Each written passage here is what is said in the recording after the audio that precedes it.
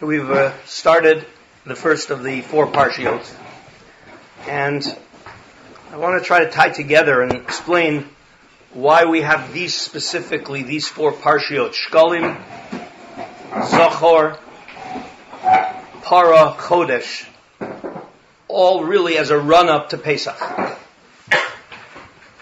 And of course, each of the Parshiot has its own unique message, but I want to show how there's a progression in this message leading up to us leaving Egypt and becoming the chosen people. So the first Parsha, which you already read, is Parshas Shkalim. And one of the issues the Gemara has is, why are we reading Parshas Shkalim before Rosh Chodesh Adar? So again, part of it had to do with the technical issue of the Beis HaMikdash, but the Gemara has another deeper explanation. Haman went to Achashverosh, okay, and he says to Achashverosh that Yeshno Am Echad Mefuzar Umefurad Bein Ha'amim. The Gemara says that he was the biggest Lashon Hara teller in the world. Lishna Bisha, he knew how to tell Lashon Hara correctly, because they were Mefuzar Umefurad, we're dispersed, we're disunified, okay, and therefore right, and it's not worth it for the king to hold on to him.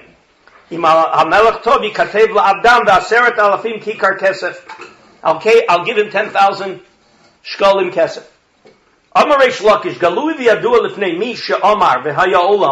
So remember, if you were paying attention on Shabbos, Parshas Kitisa was written a couple of years before the story of Purim. All right, but HaKadosh Baruch Hu knew what's coming. Sha'atir Haman lishkol shkalim al Yisrael.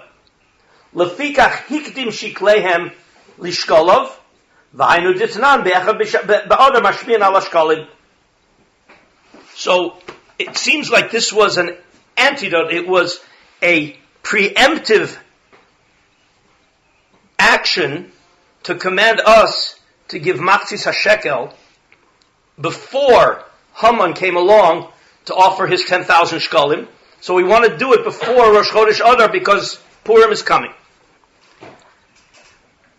So the mitzvah of machzis hashekel, which was given in order to count the Jewish people and to have resources for the Mishkan. So we mentioned before, it's a very strange mitzvah. Very strange, okay? What do? We want to count the Jewish people. So we ask everybody to give a half a shekel. And then I end up having 300,000 shkalim. And I get on my calculator, because I know everybody gave a half a shekel. And so I have 600,000 Jews, because I got 300,000 shekels, and everybody gave half a shekel. Okay, there's an old joke that a guy comes to a farmer, and he says, well, you have a big herd of cows. How do you know how many cows you have? He says, well, I count the legs, and then I divide by 4. Why a half a shekel? So that's, we've spoken about this before. You've got to understand that there's a message of giving a half a shekel. But there's another aspect. Ha'ashir lo yarbeh v'hadal lo yamit. We mentioned also in the Yortzeit program, that's a pretty lousy fundraising campaign. Okay, that the wealthy person can't give more, the poor person can't give less. So what's going on here? So the machatzis hashekel, the purpose of machatzis hashekel, starts with the requirement to give. When they're building the Mishkan, you'll see the repeated over again. There has to be nadiv lev. You have to be a giver. And giving creates connection. Haman was saying we are dispersed, we're divisive, we're divided, full of machlokas. The antidote of that is to become a giving person to the community. When you give, it creates connection. So that's the first thing. Everybody has to give. Giving a half a shekel, it wasn't just because we wanted to test our math students. A half is a statement. I'm giving a half a shekel, and I can only get a whole shekel if there's somebody else also giving a half a shekel. So the idea is giving it with the realization you can't do it alone. You are committing, you're part of a tzibur, and you need the tzibur. You're there to be giving to the tzibur, and there's a tzibur that has to supplement what you're doing. That's the machzis hashekel. Again, there's an element there of creating unity. He'ashir lo yarbeh v'hadal lo yamit. Two messages there. First of all, wealthy people like to give a lot of money because it gives them power and control. And therefore, we're telling the wealthy person, at this level, when we're trying to create unity, you've got to give it like everybody else. No control, no power, no ego. Half a shekel.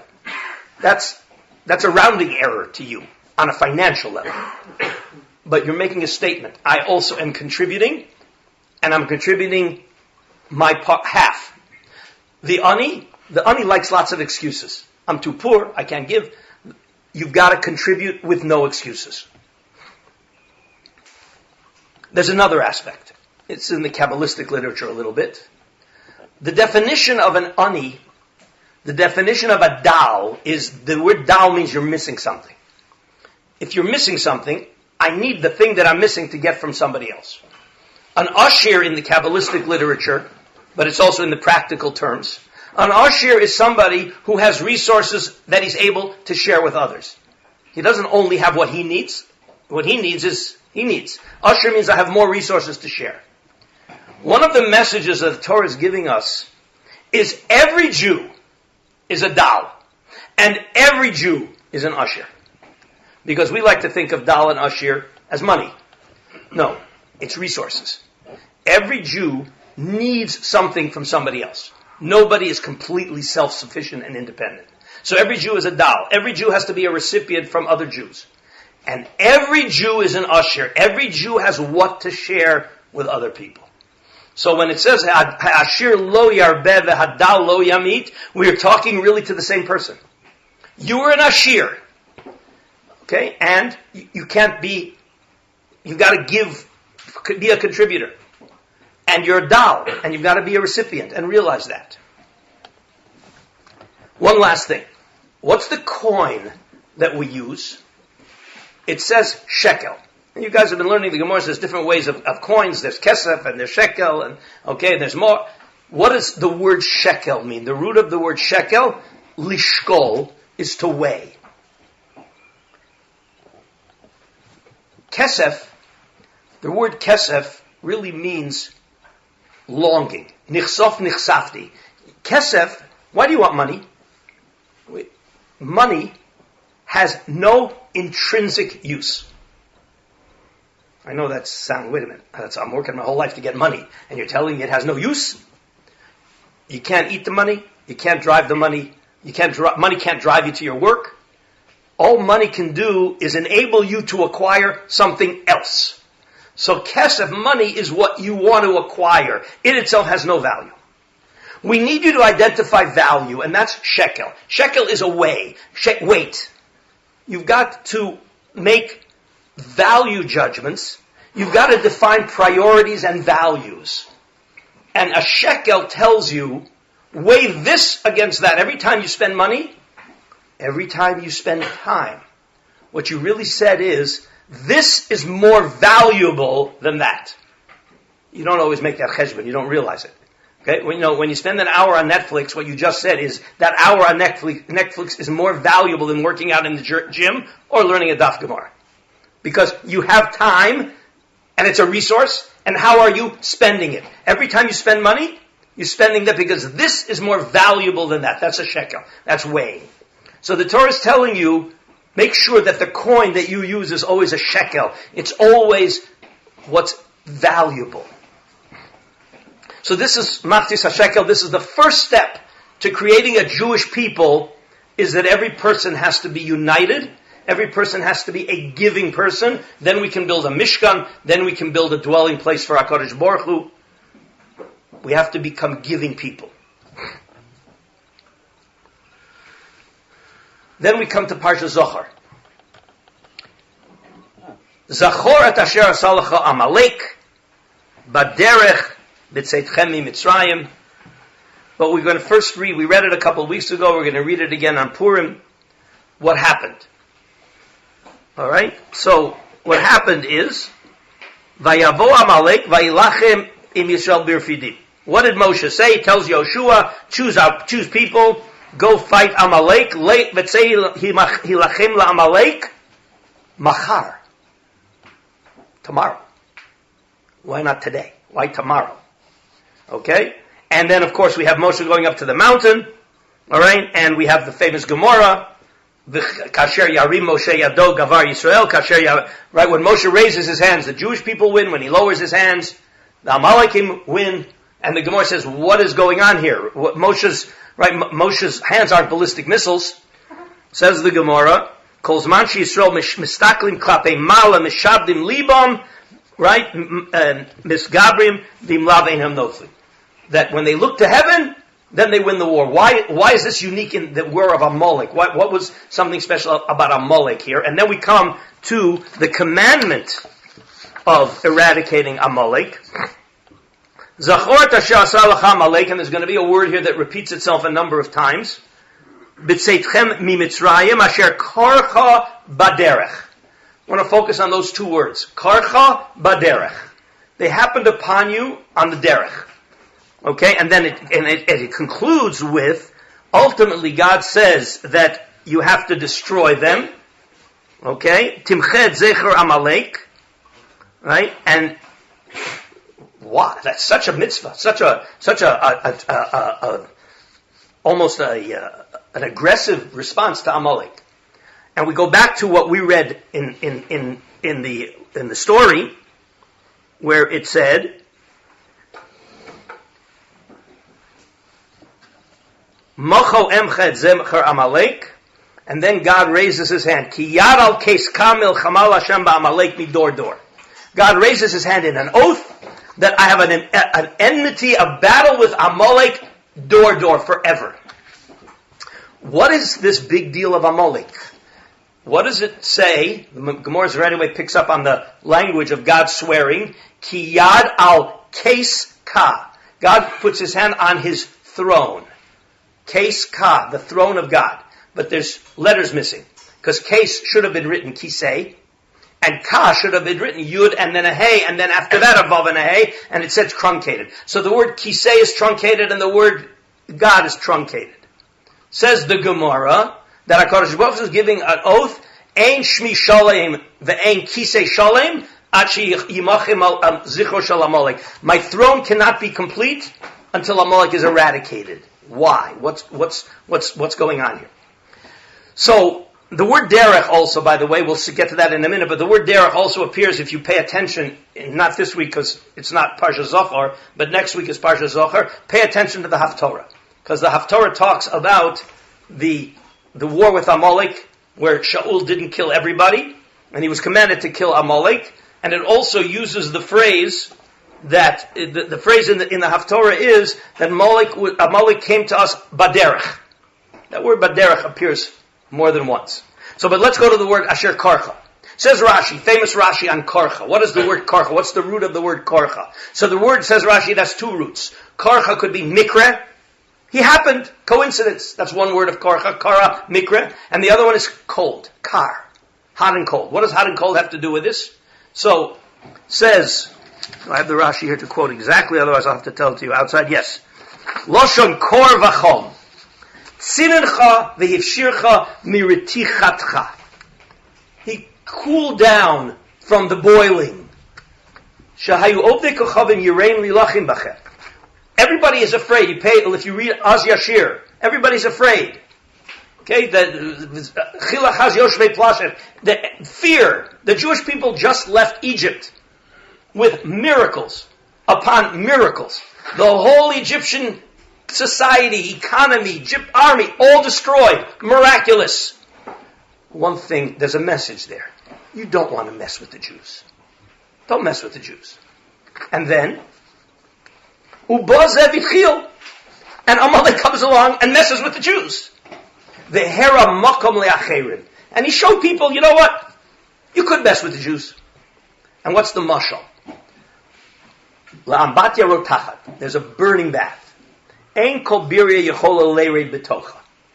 Nobody can go in. It's so burning, no one wants to go into the hot bath. And bo ben blial. an unregulated person, a wild guy, comes and he dives into the bath. Of course, what happens? He got burned up. But he cooled it down. You know, when you go in, so it's not as boiling anymore after a person goes in. So what's the mashal? That Amalek, even though everybody was afraid of the Jews, burning bath, Amalek dived in, and even though he was defeated, he showed the world, you could fight the Jews. So I always ask, that Ben Blial that dived into the burning hot bath, which we're going to make that comparison, what was he thinking?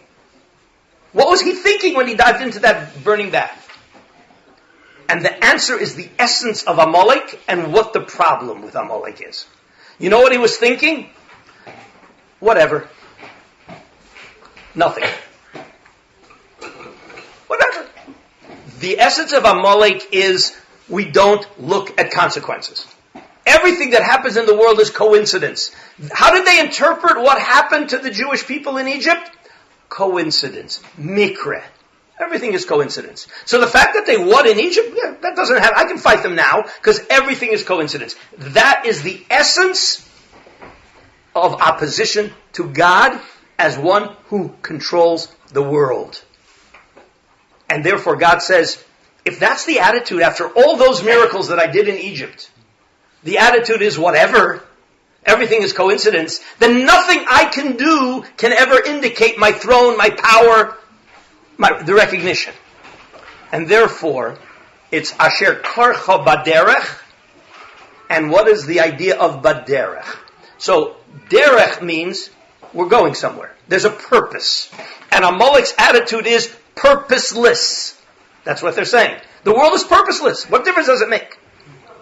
And therefore, the antithesis, the battle with Amalek is exactly on that point. The world has purpose.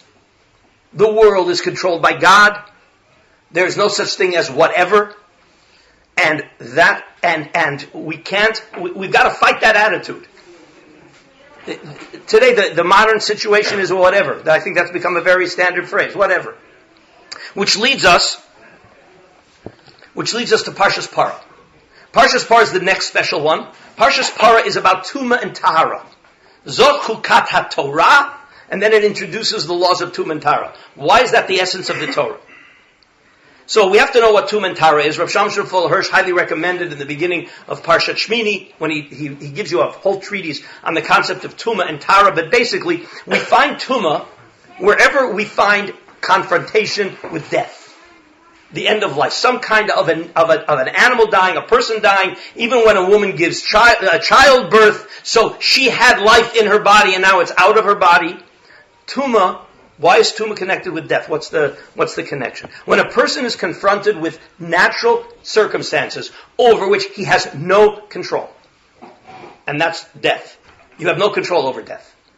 So if you have no control over nature, the natural consequence of that is thinking that I have no control over my own actions. No free will. Which is basically a big thing in psychology today. No free will. Everybody is a victim of all of the things that happen to them. So Tumah, the word Tameh means to be confused. Tahara is clarity. And we need clarity that, ironically, today science thinks we're in control, we're going to control nature, but we can't control human behavior. Because everything there's no free will. People don't have free will. I'm a victim of circumstances. And Tumah Tahara tells us, no, you confronted death. It looks like you have no control, because you have no control over death. You have to isolate yourself to realize there's a difference between your being a victim of nature, which you are, in the natural law, but that is in no way makes you a victim that doesn't allow you to have free choices. Free choice. And that's what Tumah is there to negate the possibility of imputing to your free will the inability to control nature. You don't have free will over nature. You go to the 30th floor of a building and you jump. There's no free will whether that's going to go splat or not. It's going to happen. Okay? But you have to realize that you are not a victim of circumstances. One of the one-liners we had in psychology was that you are what your parents made you. But it's your fault if you stay that way. That's free will. And Tumat Tara is free will, okay? And freedom of choice has to exist when we're about to get a Torah and there's commandments, and the Ramban uses it as a proof. The fact that the Torah legislates mitzvos and averos and then tells you reward and punishment, that can only exist if they're free will. How can the Torah punish you if I don't have free will over my actions? So that is para aduma, the next step. So again, we've got unity and commitment to give to the Jewish people. We have the realization that there's purpose in the world. We're created for purpose. We have free choice. And then we come to Parshat HaChodesh. So, time. I don't understand it so well, but I do know that all the scientists have a big problem with time. What exactly is time? So I'm not here to talk about it because I don't know, but I know that they don't know.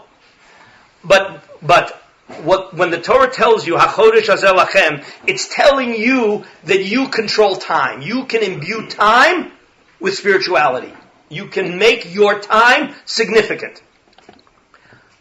But what is HaChodesh Hazeh Lachem? HaChodesh Hazeh Lachem is talking about Rosh Chodesh. And there's a distinction between how the non-Jewish world counts time and how we count time. The non-Jewish world's time is based on a solar calendar. And our time is based on a lunar calendar. What's the difference between a solar calendar and a lunar calendar? So the solar calendar is a shana, a year. It works in cycles. Every year repeats itself. Shana, l'shanem, to repeat. Every year repeats itself.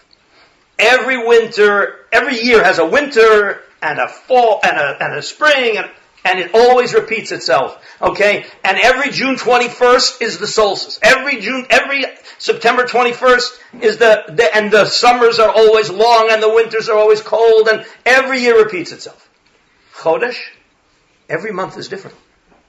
Right? We're transitioning from Shvat to Adar. You already saw the difference between what the trees look like in December and what the trees look like now, and what they're going to look like in another 3 months.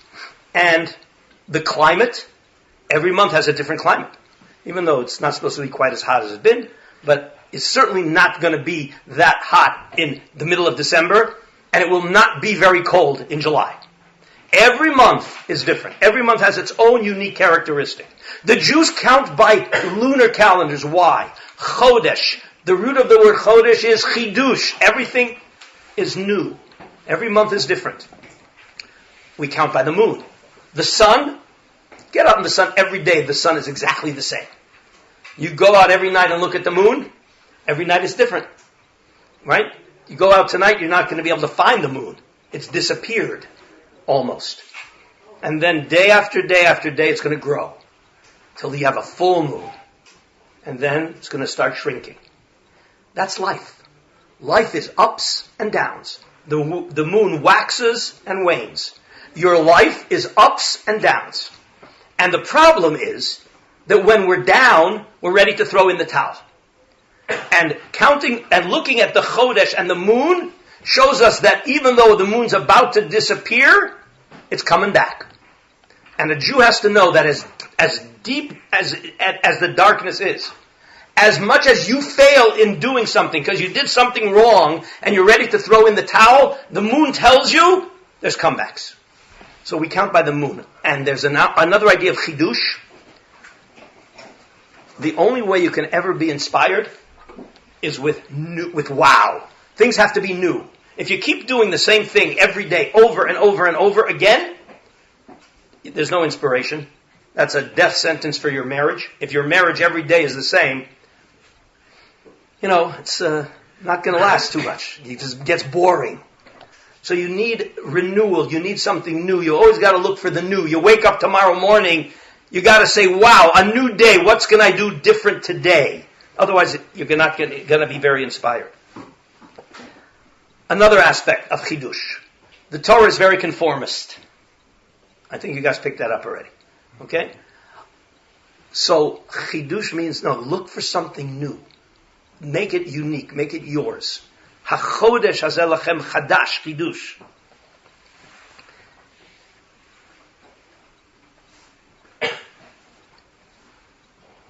We're about to become the chosen people. We're going to leave Egypt. We're going to get a Torah. And we're going to fail sometimes. And therefore, we have to know, look at the moon. The moon grows, but it also shrinks. And getting a Torah with free will, which is what we learned in Parshas Para, you have free will. The minute you have free will means you're going to make mistakes. Otherwise, you don't have free will. You're going to blow it sometimes. So you need HaChodesh hazeh lachem, you need that moon to show you that yes, I can blow it, I can be deteriorating, I can be downhill, and then all of a sudden I can turn it around and start over again.